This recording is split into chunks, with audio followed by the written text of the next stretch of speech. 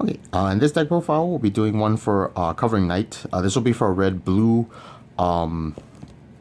it's not really a military, but it's more of just slightly like a control deck, but it does get to play card. It plays the deck really fast. You also potentially die really fast because you do use some of the counters. But this deck was focusing on just using, like the ability to restand our resources and to continue playing multiple cards. But just remember that you still do have only 2 summoning caps, so it's a lot of our cards will be playing through our events. The first card we have is for sakuya-himes. So this card is basically just a draw 2 with a 5 attack, 5 HP body.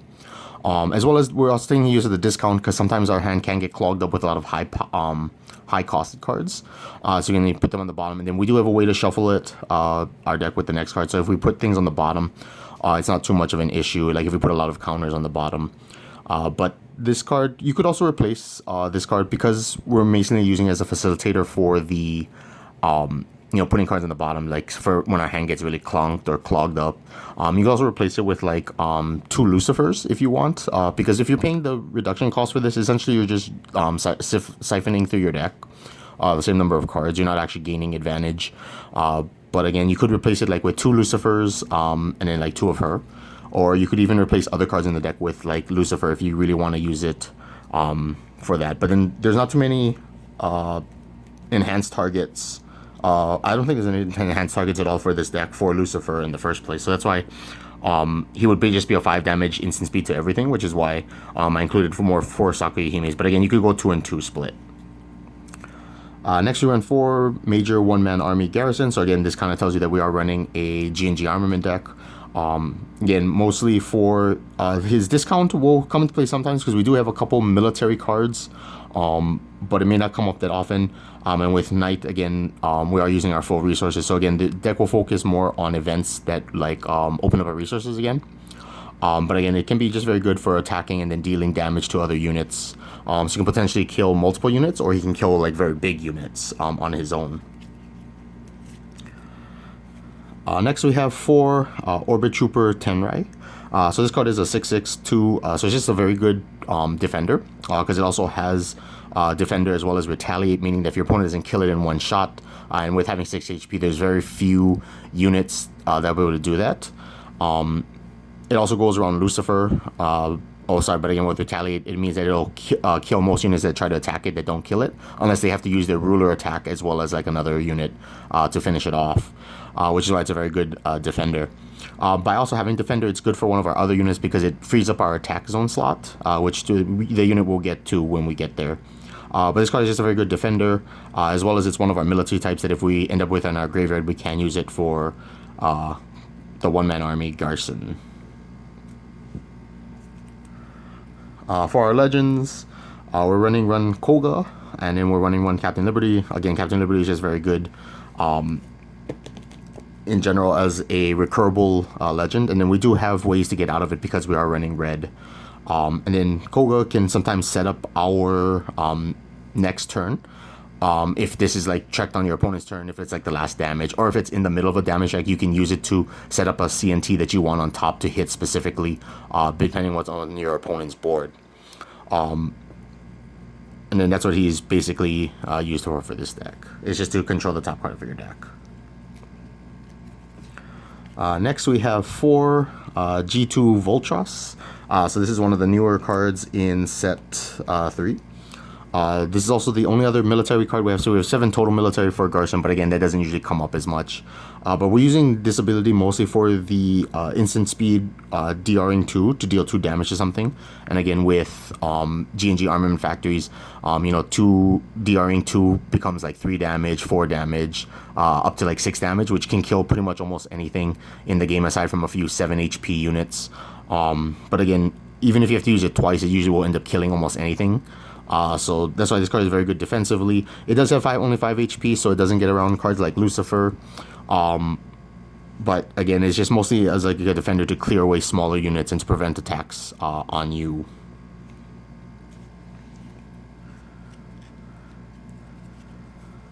We are running for A7 Duchess. Sorry, correction. This is one of the units that you could enhance with Lucifer if you do decide to change Lucifer into the deck.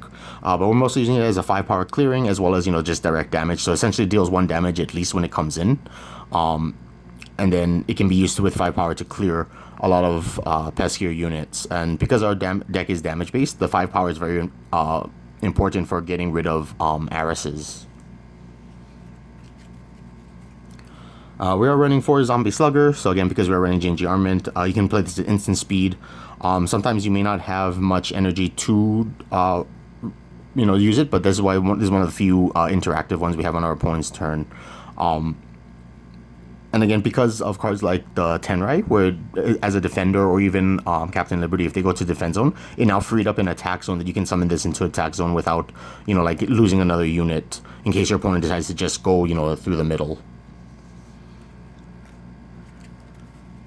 And then the last unit we have is for Joe of the Kamaitachi. So this card is mostly just a 5-power clearer. It's also 0 cost, so we can play it for free, because a lot of times we'll be using our resources or our energy for the other events in our deck.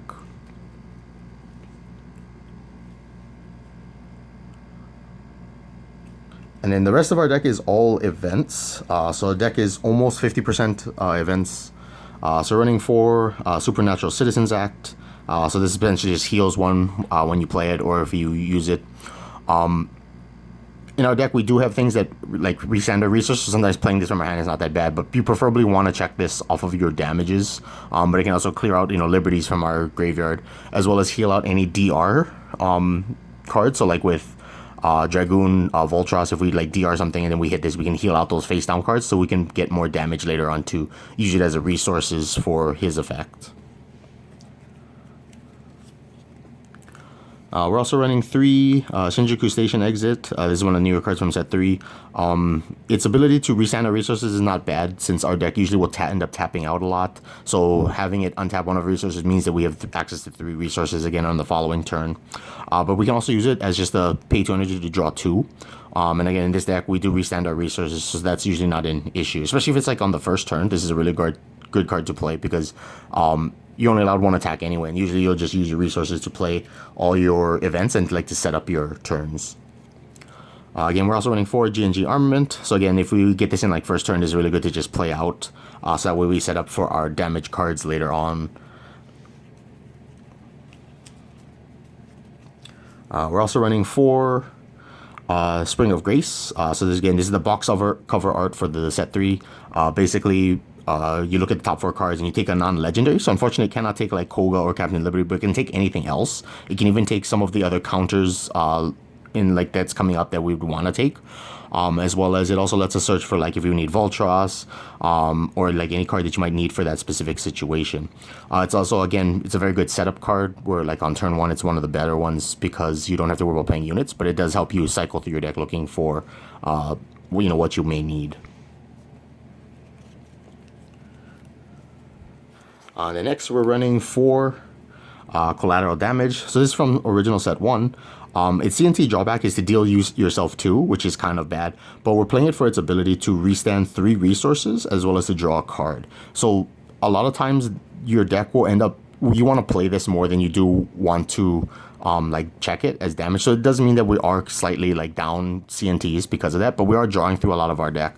So like with Spring of Race, so sometimes like turn 1 could be you play Shinjuku, for the rest energy, draw 2, play Spring of Grace, so that we use up all 3 resources, look for something, and then you play this to draw a card, restand your resources, and you can continue playing more cards.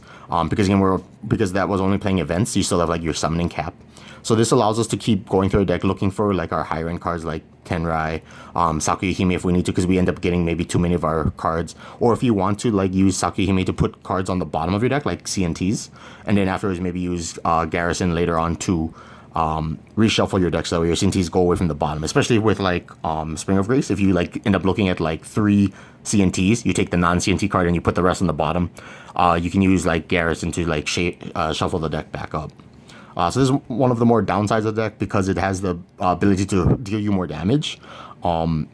Is like the only side drawback, but the upside of it having the ability to re-go through your deck is pretty good. And then lastly, the last 4 cards we have is 4 invisible hands. So this is also from set 3, but this is similar to like collateral damage, except it only withstands 2 resources and it doesn't actually draw you a card.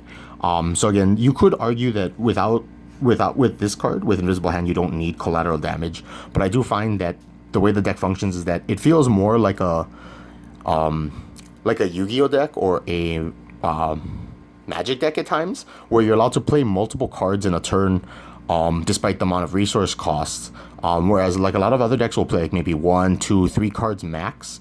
Like with the Overlord. But with this deck, you end up sometimes playing 5, 6, 7 cards in a single turn. Because again, like when you play, like say these 2 cards draw more, and then you play your 3rd card of collateral damage, draw another card, and you keep going. Playing digging for what you may need at the time, or just to set up your current turns. And even like using invisible hand later on if you just need the 2 energy left over. Like maybe you just need that extra energy, but then you have leftover energy for like zombie for your opponent's turn. So that way you can still be reactive. And then usually again our valtross will be our main reactive on our opponent's turn, using our damage as a resource rather than using our actual physical energies. But that's all for this deck list, or for this deck profile. Again, in the description below we'll have the deck list of the whole deck itself. And again, if you have any questions, you can always ask in the comments, or if there's specific deck types you would like to see, or like a certain card you would like a deck revolved around, or archetype, you can always put in the comment section below, and then I'll do my best to see if I can figure out a deck for that. And then I could end up doing a deck profile on it later on. But with that, thank you for watching, and then I'll see you guys in the next one.